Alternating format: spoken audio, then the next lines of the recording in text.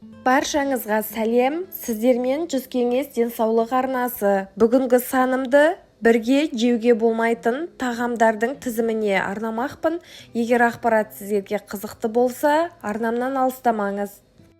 Барлық тағамдарды қалыпты, ғылыми түрде тұтыну денсаулыққа пайдалы, ал кейбір тағамдарды бірге тұтыну денсаулыққа зиян екенін көп адамдар біле бермейді.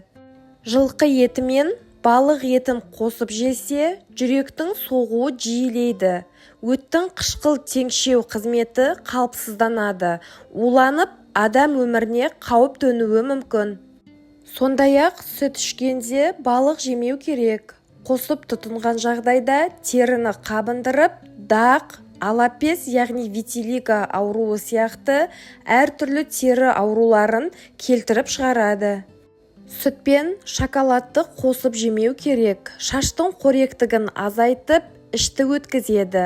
Балалардың кальций құрамын азайтып, өсуіне тікелей ықпал жасайды. Және кофе ішкенде шылым шегу, ұйқы без қатерлі ісігін тудырады.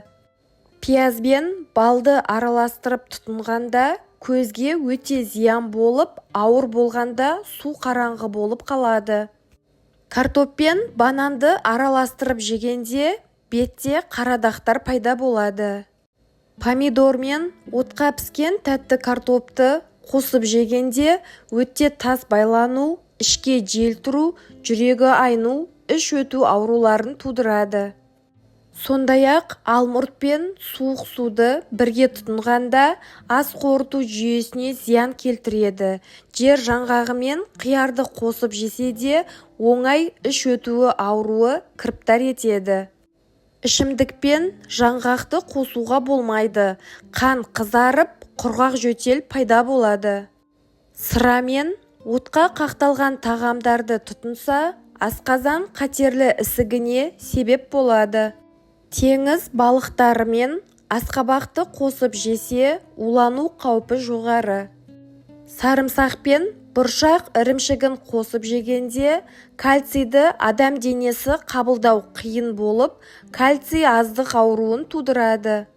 Шалғам, яғни редька мен апельсин жемісін қосып жегенде мойын безі қабынып ісінеді. Шалғам мен ағаш саңырауқұлағын қосып жегенде әртүрлі тері ауруларына себеп болады.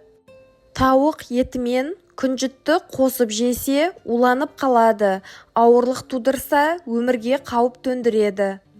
Сондай-ақ шаян мен құрамында С дәрумені мол тағамдар адамды улайды.